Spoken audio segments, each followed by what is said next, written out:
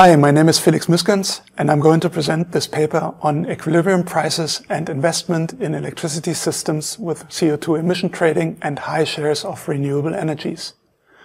The paper appears in Energy Economics.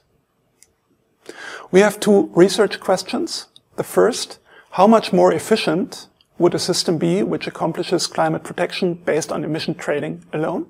That is, renewable energies do not receive additional subsidies. And the second, how much renewables would actually be built even without additional renewable subsidies. The methodology.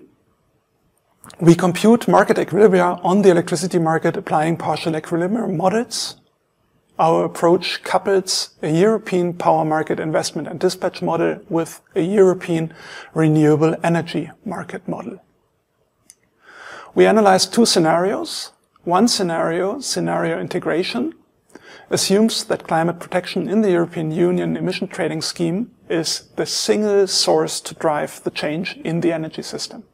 So no additional renewable-specific subsidies are included. This is an efficient benchmark scenario.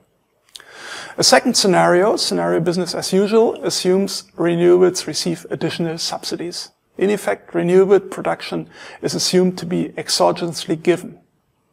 Based on a literature survey, we assume that the share of renewables will be 60% in Europe in 2050.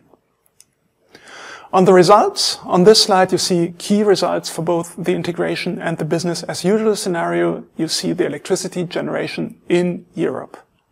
What I would like to highlight is the high share of renewables in the integration scenario.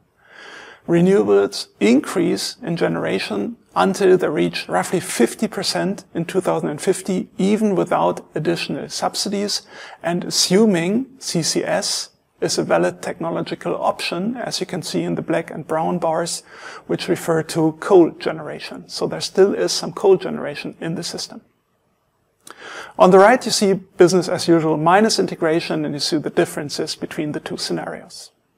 So renewable electricity generation increases based on CO2 emission trading alone on the European level. This story is different on the German level. There, renewable electricity production remains fairly constant for two reasons, in the integration scenario that is, for two reasons. First, the best sites are already taken. We already have relatively high wind and solar radiation sites in Germany. And the second is, other countries have better sites available, so most of the additional renewable generation will take place in other countries.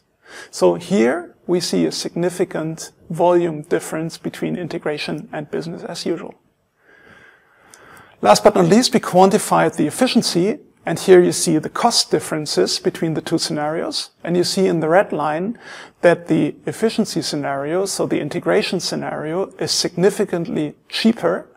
The cost difference between the two scenarios reaches 40 billion euros per year in the year 2040. Thanks for watching.